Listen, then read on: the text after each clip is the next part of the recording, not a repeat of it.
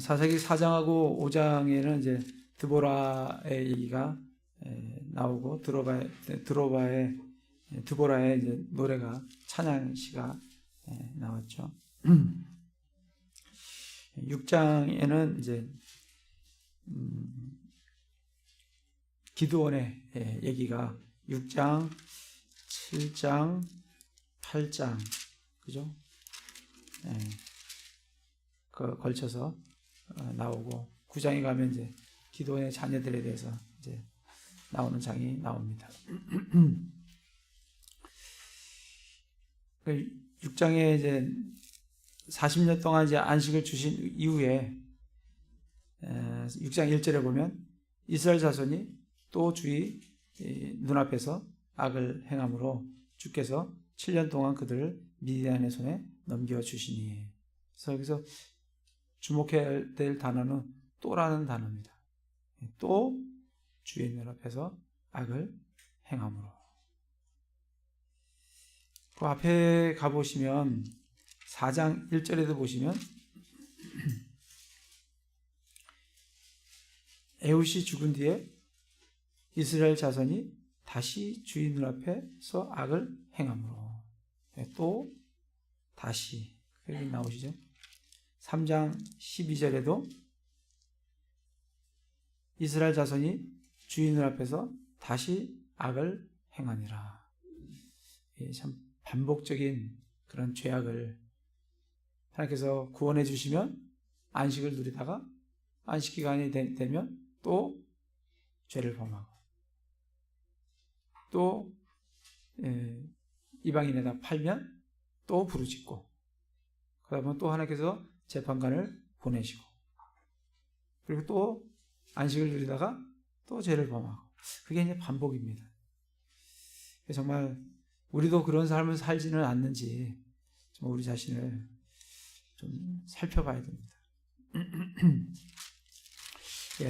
그래서 이 6장 1절에서 또다시 또 주인 눈앞에서 악을 행함으로 주께서 7년 동안 그들을 미디안의 손에 넘겨주시니 미디안 손이 이스라엘을 이기니라. 이스라엘 자손이 미디안 족속으로 인하여 산에 자기들을 위해 구멍과 굴과 강한 요새를 만들었더라. 참 2절을 보면 정말 이스라엘이 어떻게 여호수아를 통해서 정말 이 가나안 땅에 들어왔는데 그들이 가나안에 있는 족속들을 다 이겼잖아요. 31명의 왕을 죽이고 그 땅을 다 차지하고 그랬던 이스라엘이 지금은 미디안의 손이 이스라엘을 이겨요. 뿐만 아니라 이스라엘 자손이 미디안 족속으로 인해서 산에 자기들을 위하여 구멍과 굴과 강한 요새를 만듭니다. 그러니까 이스라엘이 산으로 쫓겨나서 거기서 굴에서 그 다음에 또 구멍에서 강한 요새를 만들어가고 그 쫓겨나서 산 위에 가서 살고 있는 이스라엘의 모습을 참 보게 됩니다. 참 이들은 더 풍요롭게 살려고 주 앞에 죄를 범했지만 범했고 하나님께서 그들을 파시니까 그 미디안 손에 팔려서 정말 비참한 그런 삶을 사는 걸 참 볼 수가 있습니다. 어느 정도 비참하냐면 3절부터 보면 이스라엘이 씨를 뿌린 뒤에는 미디안 족속이 올라오고 또 아말렉 족속과 동쪽의 자손들이 그들을 치러 올라와서 그들을 향해 진을 치고 내가 가자에 이를 때에 보는 땅의 소출을 멸하여 이스라엘을 위해 양식을 남기지 아니하며 양이나 소나 나귀도 남기지 아니하였으니. 지금 이스라엘이 씨를 이렇게 딱 뿌리면 추수할 때가 되면 누가 올라와요? 미디안 족속이 올라와요. 아말렉 족속도 족속과 동쪽의 자손들이 올라와서 진을 치고 땅의 소출을 다 가져가고 이스라엘 위에 남기지 않고 양이나 소나 나귀도 남기지 아니하였으니. 5절에 보면 이는 그들이 자기들의 가축과 장막을 가지고 올라오되 메뚜기같이 많이 올랐기 때문이다. 이 올라오는데 적은 숫자가 올라오는 게 아니라 메뚜기같이 많이 올라온다잖아요. 하고 그냥 완전히 이스라엘이 먹을 것이 없을 정도로 싹 쓸어버리는 그런 양식들을 소출을 멸하는 그런 장면을 볼 수가 있습니다. 메뚜기 같이 많이 왔기 때문이라. 그들과 그들의 낙타들이 수도 없이 많았기 때문이더라. 그들이 그 땅에 들어와 그 땅을 멸하려 하였으므로 이스라엘이 미디안 족속을 인하여 심히 핍절하게 되니라. 이게 이제 이스라엘의 정말 하나님을 떠난, 하나님께서 징계를 내린 그 이스라엘의 모습입니다. 이스라엘 자손이 주께 부르짖었더라.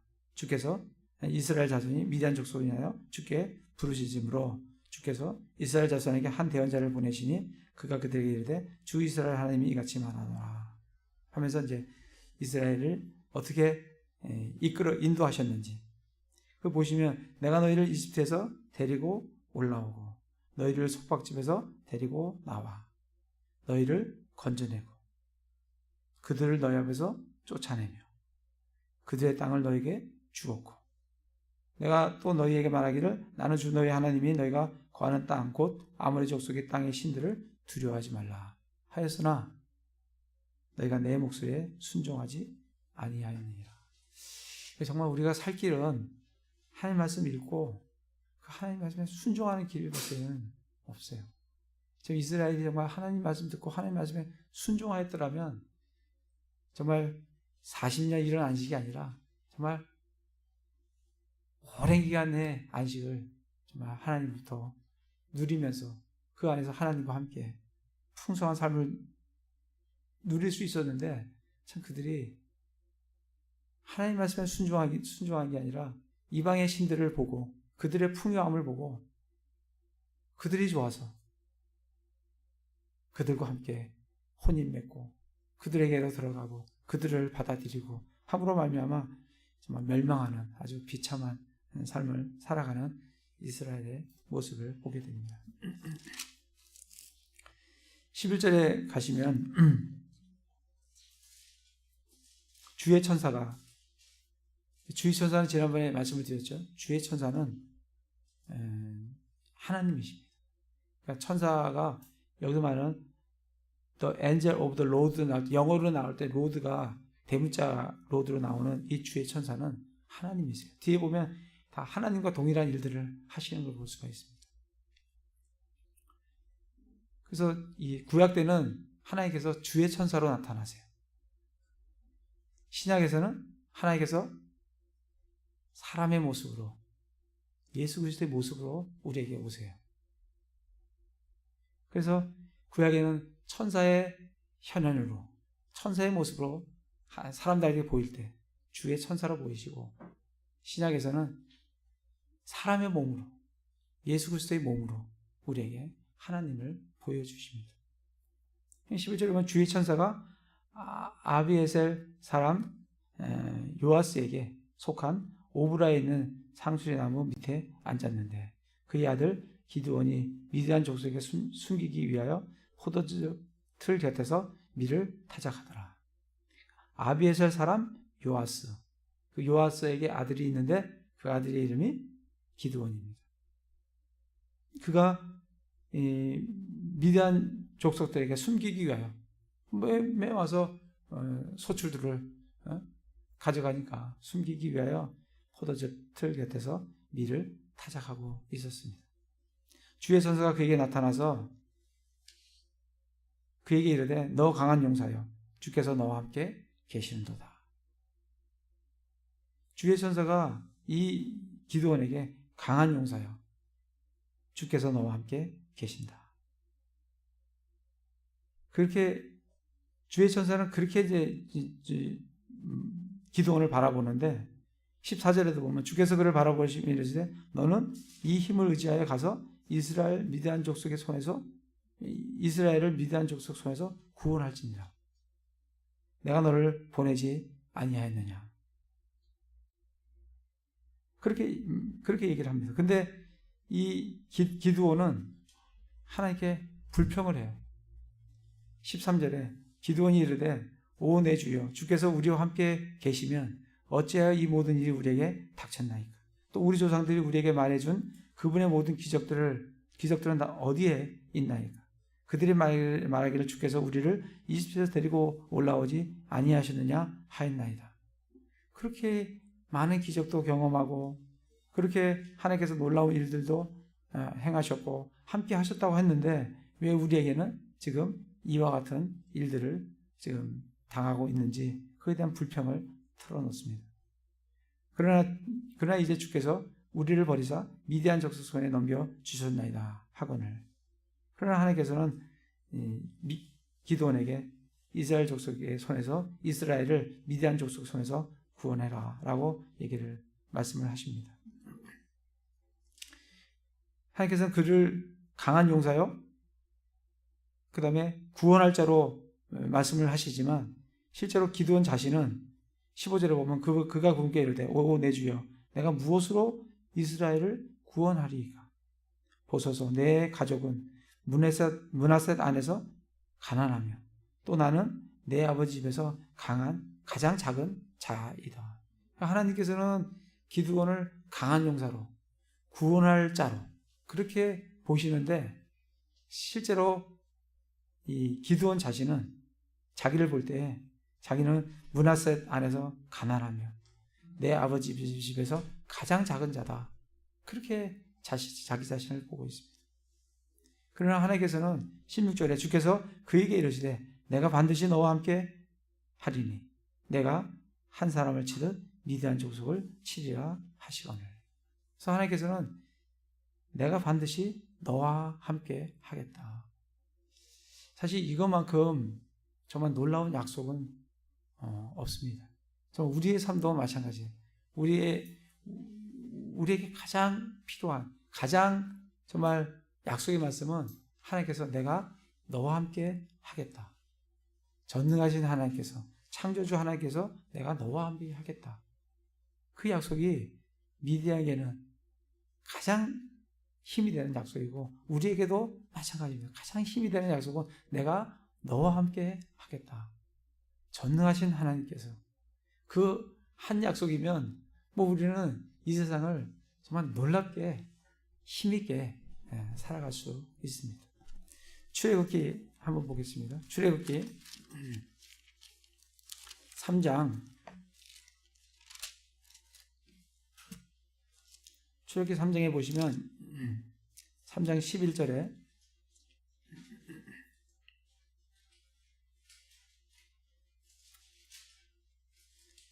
모세가 하나님께 아뢰되 내가 누구이기에 파로에게 가며 이스라엘 자손을 이집트에서 데리고 나가리이까 하며 모세가 완전히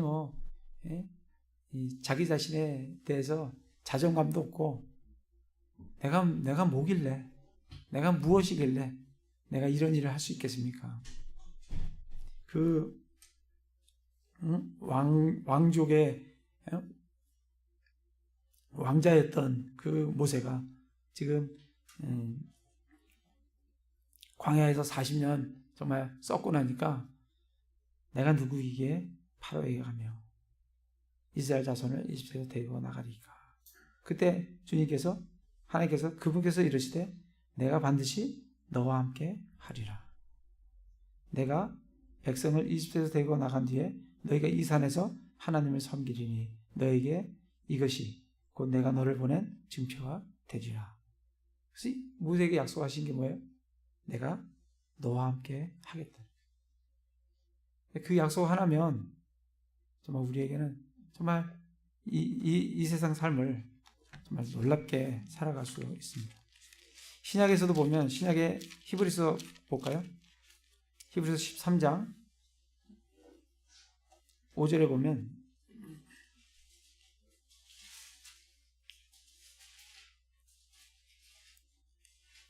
너희의 행실을 탐욕이 없게 하고 너희가 가진 것들로 만족하라. 그분께서 이르시되 내가 결코 너를 떠나지 아니하고 너를 버리지 아니하리라. 정말 우리가 늘 기억해야 될, 저도 어렵고 힘들면 이 말씀 늘 기억합니다. 히브리서 13장 5절 펴서 내가 너를 결코 떠나지 아니하고 너를 버리지 아니하리라. 그 말씀을 계속 기억합니다. 다시 리마인드하고. 마태복음 볼까요? 마태복음 28장.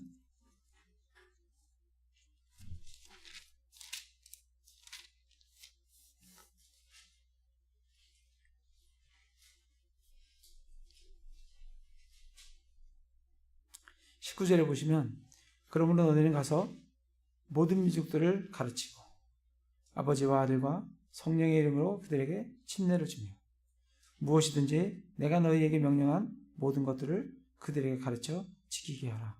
보라, 내가 세상의 끝까지 항상 너희와 함께 있느니라 하시니라. 이게 마지막 예수님께서 제자들에게 주신 약속이에요. 우리 이 약속을 주장하면서 주님께서 세상 끝까지 나와 함께 하시겠다. 하나님께서 나와 함께 하시는 방법의 유일한 방법은 내가 하나님과 함께 하는 거예요. 내가 하나님과 함께 하면 하나님은 무조건 나와 함께 하십니다. 내가 하나님 말씀대로 순종하면 하나님은 무조건 나와 함께 하시게 돼 있어요. 하나님께서 나와 함께 해달라고 기도할 게 아니라 내가 하나님과 함께 되도록, 내가 하나님과 동행하도록 그렇게 기도하시면 무조건 하나님은 우리 형제님, 저희들과 우리 형제님들 그리고 저와 함께 하십니다. 다시 사사기로 가서 정말 이 주의 천사가 보는 거하고 기드온 스스로가 생각하는 자신하고가 차이가 너무 커요. 하나님은 그가 보잘것없지만 하나님은 강한 용사요, 구원자다. 내가 너를 보냈다. 그러시면서 내가 너와 함께 하겠다. 그렇게 말씀을 해주십니다. 우리도 우리 자신을 보면 뭐가 있겠어요? 연약하고 부족하고 늘 허물투성이고 그런 우리지만 주님께서 우리에게 약속을 해주셨어요. 내가 세상 끝까지 너와 함께 하겠다. 내가 너를 버리지 아니하고 결코 너를 떠나지 아니하리라. 모세에게 약속해 주셨던, 기드온에게 약속해 주셨던 그 동일한 약속을 우리 신약 성도들에게 동일하게 우리에게 약속을 해 주시는 것을 볼 수가 있습니다. 그렇게 그 약속을 이제 받았어요. 근데 17절에 보면 그가 그분께 이르되 이제 내가 주의 눈앞에서 은혜를 얻어 싸우면 주께서 나와 말씀하심을 보여주는 표적을 내게 보이소서.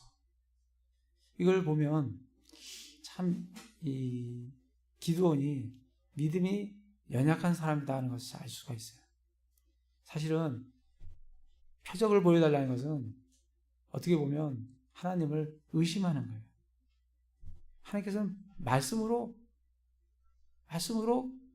끝이에요. 이 말씀 주신 거로 끝이라고.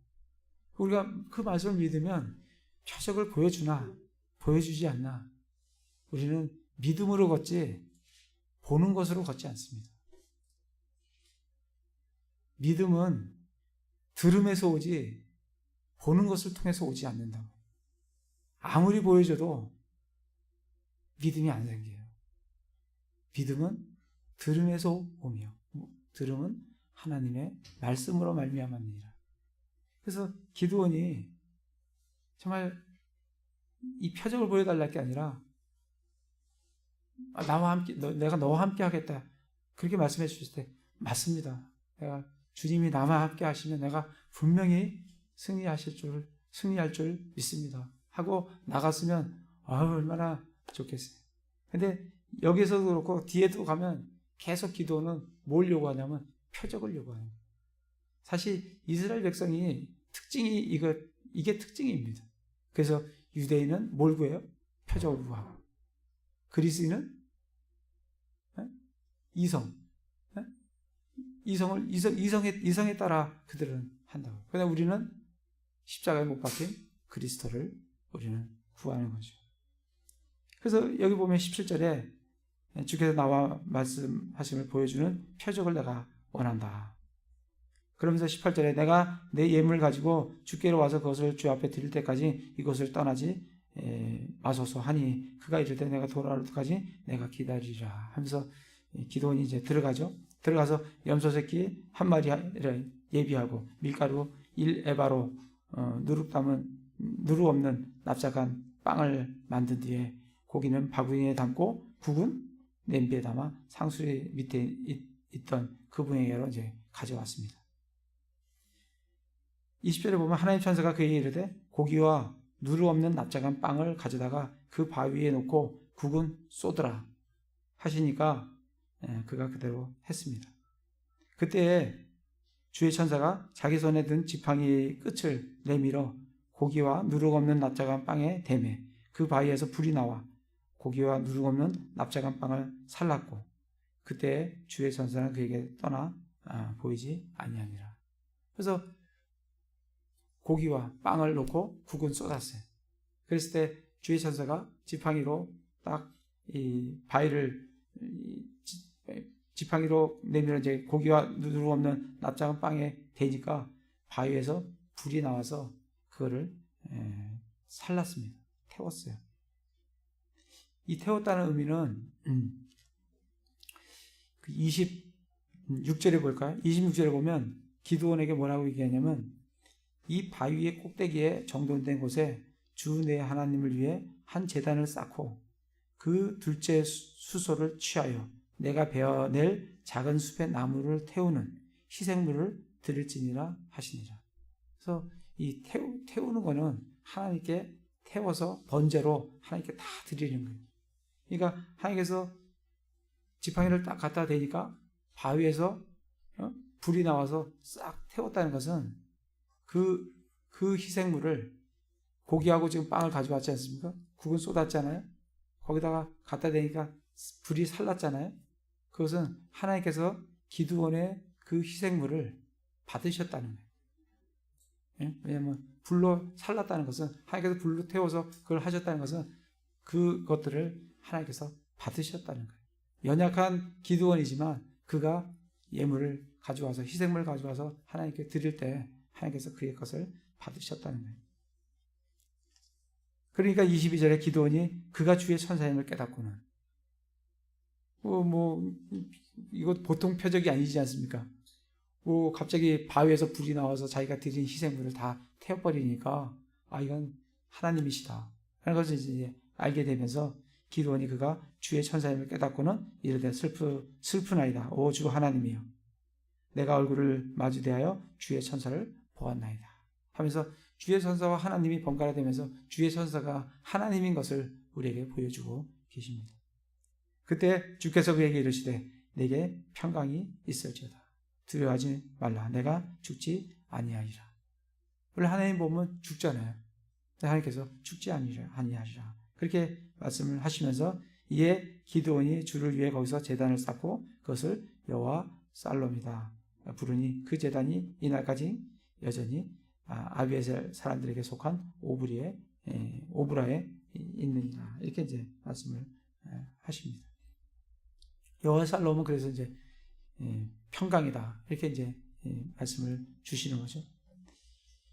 이제 그렇게 되고 난 다음에 25절에 보면 바로 그 밤에 주께서 기드온에게 이르시되 내 아버지의 어린 수소 곧 7년 된 둘째 수소를 취하고 내 아버지에게는 바알의 제단을 헐며 제단 옆에 작은 숲을 베어내고 또 바위의 꼭대기에 정돈된 곳에 주 내 하나님을 위해 한 제단을 쌓고 그 둘째 수소를 취하여 내가 베어낼 작은 숲의 나무로 태우는 희생물을 드릴지니라 하시니. 그 밤에 주님께서 그에게 이르셨는데 내 아버지의 어린 수소 곧 7년 된 둘째 수소를 취하고 내 아버지에게 있는 바알의 제단을 헐며. 이 바알의 제단이 어디에 있는 거예요? 지금 기드온 아버지 요아스 집에 바알의 제단이 있는 거예요. 내 아버지 집에 있는 바알의 제단을 헐며. 그러니까 이때 당시에 우상 숭배가 어느 정도까지 달했는지 기드온 아버지 집에 사람들이 몰려와서 우상을 섬기는 그런 바알의 제단이 있었어요. 거기에 작은 숲이 있었습니다. 그것을 베어내고 그 작은 숲에 베어낸 그 나무로 태워서 희생물을 드려라. 어디에? 하나님 위에 한 제단을 쌓고. 그래서 기드온이 해야 될 것은 바알의 제단을 허는 거예요. 그리고 뭘 쌓아요? 하나님을 위해 한 제단을 쌓는 거예요. 우리도 마찬가지입니다. 우리도 우상들을 제거하고 하나님을 위해 우리 자신의 몸을 거룩한 희생물로 하나님께 드리는 거죠. 그래서 이 기드온이 해야 될 일은 바알의 제단을 철저히 헐고 거기에 있는 작은 숲의 나무를 가지고 하나님 제단을 쌓고 거기에다가 그 희생물을 드리는 거예요. 그러니까 기드온이 27절에 자기 종 12사람을 데리고 가서 주께서 자기에게 말씀하신 대로 아버지 집안과 그 도시 사람들을 두려워하였으므로 감히 그 일을 낮에 행하지 못하고 밤에 행하니라. 정말 두려웠을 것 같아요. 여러분 어떠세요? 정말 이런 상황이면 하실 수 있으세요? 모르겠어요. 요즘은 모르지만 옛날에는 집에 우상을 갖고 있는 사람들도 좀 있었죠. 아버님들, 어머님들 아마 무슨 단지라든지 이상한 거 갖고 있는 것도 있잖아요. 그거 깨트리면 가서 박살을 내면 진짜 그 다음날 어떻게 되겠어요? 지금 그런 얘기입니다. 근데 이 우상은 자기 아버지만 섬기는 게 아니고 28절에 보면 그 도시 사람들이 다 몰려오는 거 봐서는 도시 사람들이 와서 거기서 함께 우상을 섬기는 그런 우상이었던 것으로 보여집니다. 그래서 28절에 그 도시 사람들이 아침에 일찍 일어나는데 보라 바알의 제단은 쓰러졌고 제단 옆에 작은 숲은 베어졌으며 새로 쌓은 제단 위에 누군가가 둘째 수소를 드렸더라.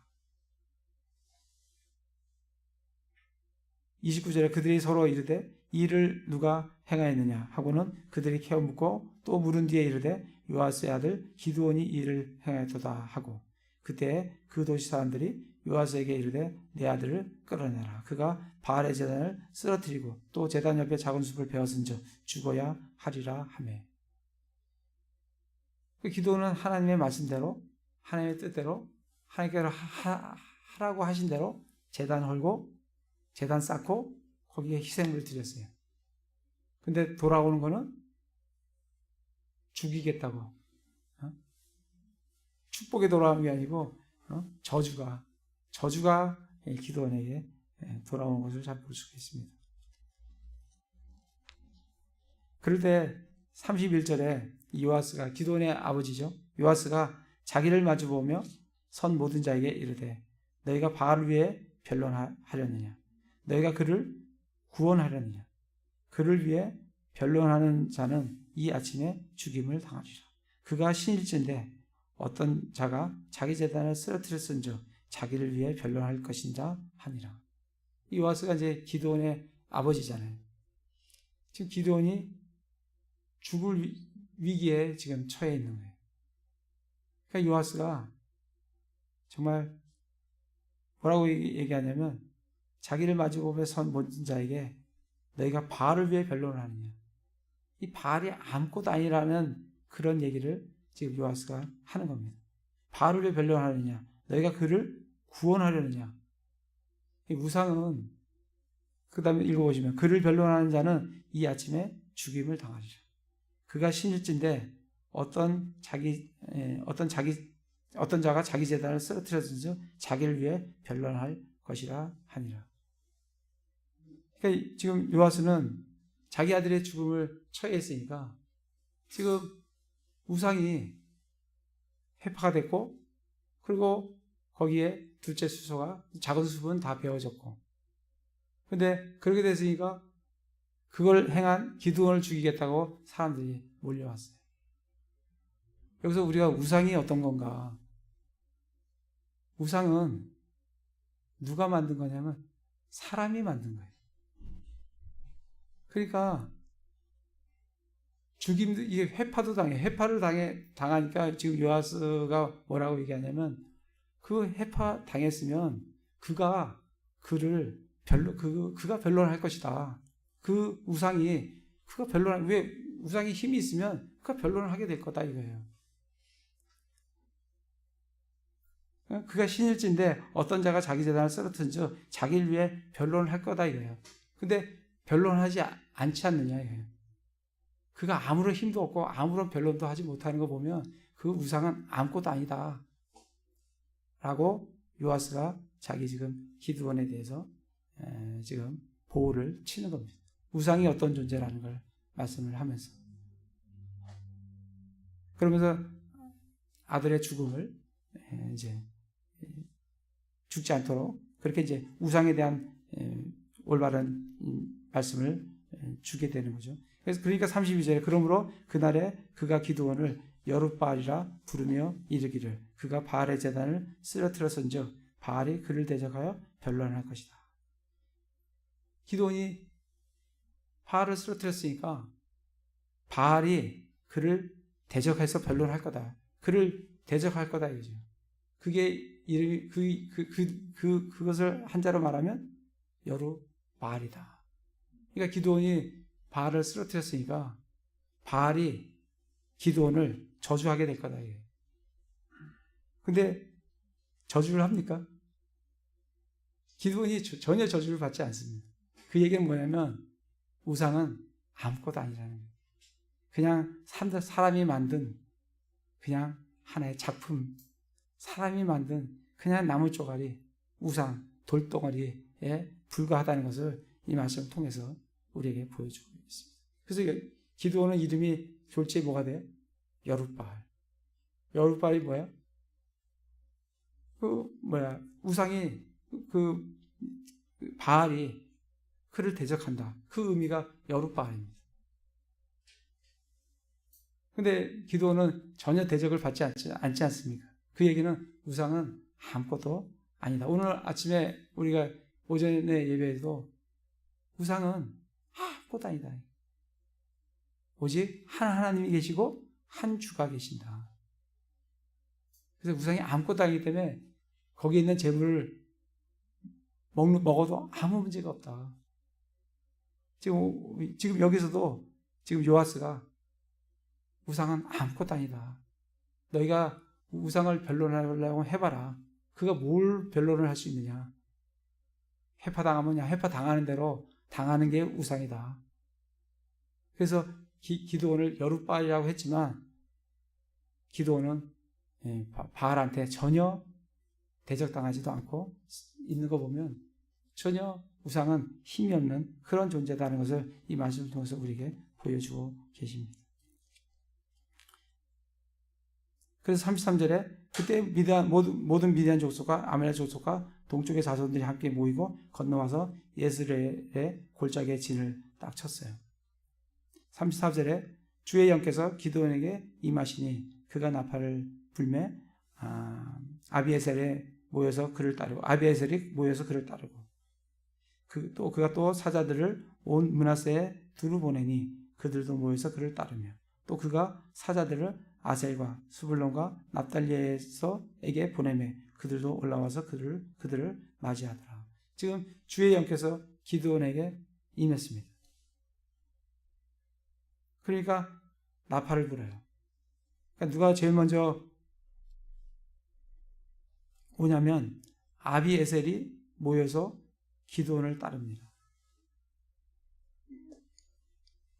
이 아비에셀은 어디죠? 아비에셀은 그 11절에 보시면 주의 천사가 아비에셀 사람 요아스에게 속한 오브라에 있는 상수리 나무 밑에 앉았는데, 그러니까 요아스가 어디 사람이에요?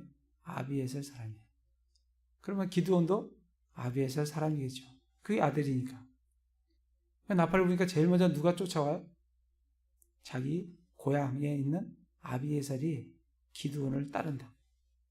굉장히 놀라운 거예요. 그죠? 주변에 있는 먼저 고향에 있는 아비에셀이 따라요. 그리고 또 사자를 보내서 어디에 보내요? 므낫세. 므낫세는 누구 지파예요? 기드온이 므낫세 지파예요. 아까 15절에 보면 내 가족은 므낫세 안에서 가난하며. 기드온이 어디 지파예요? 므낫세 지파예요. 므낫세가 또 따라요.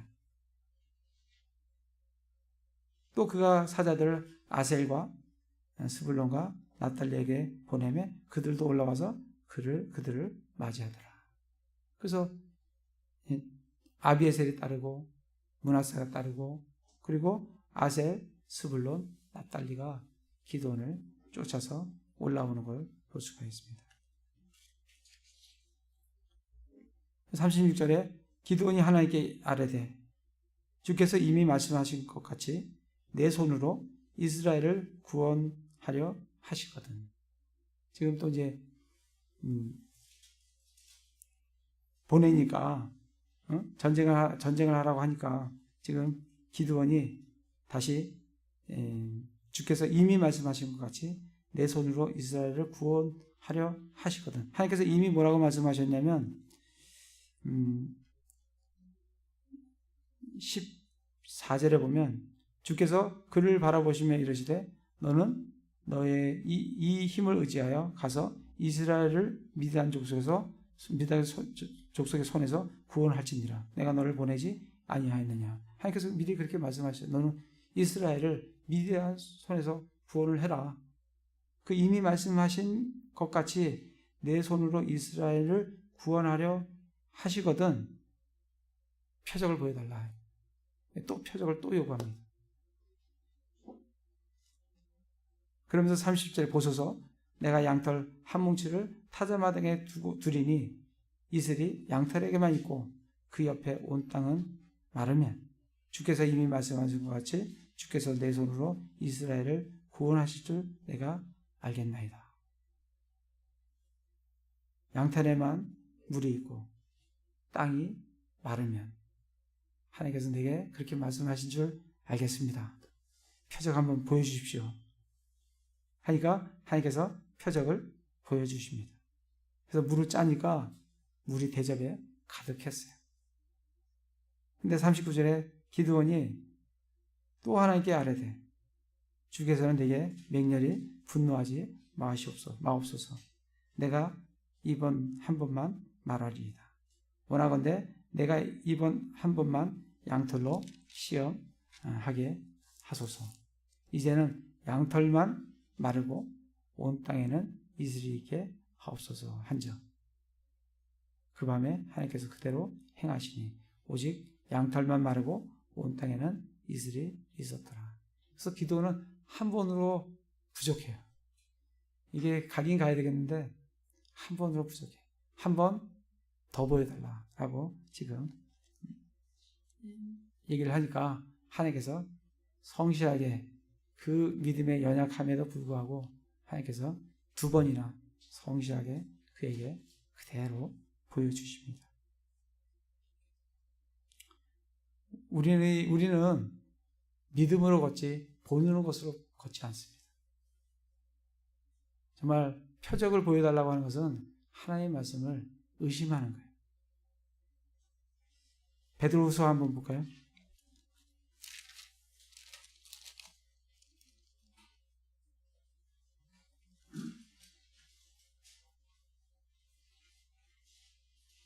베드로후서 1장 16절 21절까지 16절에 보면 우리가 너에게 우리 주 예수 그리스도의 권능과 오심을 알려줄 때 교묘히 꾸며낸 이야기들을 따르지 아니하였으며 우리는 그분의 위엄을 눈으로 본 자들이니라. 뛰어난 영광으로부터 이러한 음성이 그분께 나서 이르기를 이 사람은 내 사랑하는 아들이라 내가 그를 매우 기뻐하노라 하실 때에 그분께서 하나님 아버지로부터 존귀와 영광을 받으셨느니라. 하늘로부터 나온 이 음성은 우리가 그분과 함께 거룩한 산에 있을 때 들은 것이니라. 지금 베드로는 거룩한 산에 있을 때 주님과 함께 있을 때 이 음성을 들었어요. 다 보았어요. 그 광경에 실제로 있었어요. 그런데 베드로가 뭐라고 얘기하냐면 19절에 또한 우리에게는 더 확실한 대언의 말씀이 있으니 날이 새어 샛별이 너희 마음속에 떠오를 때까지 너희가 어두운 곳에서 비치는 빛을 대하듯 이 말씀에 주의를 기울이는 것이 잘하는 것이니라. 우리에게는 더 확실한 대언의 말씀이 있으니, 그러니까 베드로는 자기가 경험했던 것보다도 더 신뢰하는 게 뭐냐면 하나님의 대언의 말씀이에요. 정말 우리도 그렇습니다. 우리도 뭔가 누구한테 듣긴 들었는데 이 안 적어 놓으면 나중에 기억이 희미합니다. 뭐라고 얘기했는지, 뭐 이렇게 얘기했는지 저렇게 얘기했는지 긴가민가해요. 근데 뭐 조금이라도 이렇게 극적거려 놓고 이렇게 적어 놓으면 이해가 됩니다. 뭐라고 얘기를 했구나. 그러니까 우리가 지금 베드로는 그걸 얘기하는 겁니다. 내가 보고 체험한 그것보다도 더 확실한 것은 하나님의 말씀이라는 거예요. 그러니까 그래서 우리는 이 말씀을 지금 공부하고 있습니다. 이 말씀을 알아가고 있어요. 예. 우리가 체험하는 어떤 것보다도 우리는 신뢰해야 될 것은 하나님의 말씀이에요. 지금 이 기드온이 정말 신뢰를 해야 될 것은 그 표적이 아니라 하나님께서 말씀해 주신 내가 너와 함께 하겠다. 그것도 내가 반드시 너와 함께 하겠다라고 말씀하신 그 말씀을 믿었다고 하면, 신뢰했다고 하면 앞에 있는 뭐 북구를 쏟고 뭐 바위에서 불이 나오고 하는 그런 표적도 필요 없고 뒤에 있는 양털의 표적도 필요가 없어요. 말씀만 하옵소서. 근데 기드온은 사실 그렇지는 못했어요. 연약했어요. 그럼에도 불구하고 그를 하나님께서 놀랍게 사용하시는 걸 볼 수가 있습니다. 우리도 지금 우리에게는 하나님의 말씀이 있습니다. 말씀을 부지런히 보시고 말씀에서 하나님께서 뭐라고 약속을 하셨는지 그 말씀을 찾고 그 말씀대로 믿고 신뢰하고 나아가면 우리는 그 말씀의 성취들을 우리 삶 속에서 기드온이 보았던 것 같이 그보다도 더 놀라운 그런 것들을 보게 됩니다. 그래서 정말 이 구약 사사기를 읽으면서 기드온이 경험했던 그런 것들을 우리는 말씀을 읽으면서 기드온과 동일하게 하나님, 전능하신 하나님, 나와 함께 하시는 하나님을 경험하는 우리들을 보게 됩니다. 그래서 부지런히 읽으시고 이 성경 속에 나와 있는 하나님이 어떤 분이신지, 그분이 나와 함께 하시는 하나님이 어떠한 분이신지 그 하나님을 늘 경험하시면서 힘있게 능력있게 살아가시는 형제 자매들 되시길 기도를 드립니다.